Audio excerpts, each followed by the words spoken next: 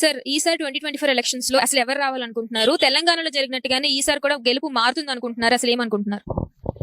మా వరకు మేము చెప్పాలంటే ప్రధానంగా చాలా ప్రభుత్వాలు మేము చూసాం. అయితే ఈసారి మాత్రం 24వ సంవత్సరం ప్రజలందరూ కూడా చాలా గొప్ప అదృష్టవంతులు. లా జరిగే దగ్గర లా జరిగిపోయినా వచ్చే సంవత్సరంలో మాత్రం ప్రజలందరూ కూడా చాలా అదృష్టవంతులు. ఎందుకంటే ఎలక్షన్ జరుగుతున్నాయి, ట్రెండ్ మారుతున్నారు. తమిళనాడులో మారుతున్నారు, తెలంగాణలో మార్చారు, అలా ఇక్కడ మార్చేస్తారు. ఏది పర్మనెంట్ కాదు, ఎవరికి ఏది శాశ్వతం కాదు. కానీ ఇంకొక ఛాన్స్ ఇవ్వండి అని అంటున్నారు కదా జగన్ గారు, మరి ఏమంటారు? ఇంకో ఛాన్స్ ఇస్తారా?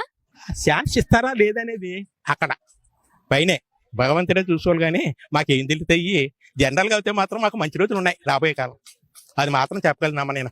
రాబోయే కాలం మంచి రోజులు అంటే ఎవరి ద్వారా వస్తాయి అనుకుంటున్నారు? పరిపాలన మారితేనే వస్తుంది అనుకుంటున్నారా, లేదు అంటే ఉన్న పరిపాలన కొనసాగితే వస్తుంది అనుకుంటున్నారా? అయితే పరిపాలన మారితే వస్తుందా, మారకపోతే రాదా అన్నదానికి ప్రజల అంతరాత్మ అనేది ఒకటి ఉంది.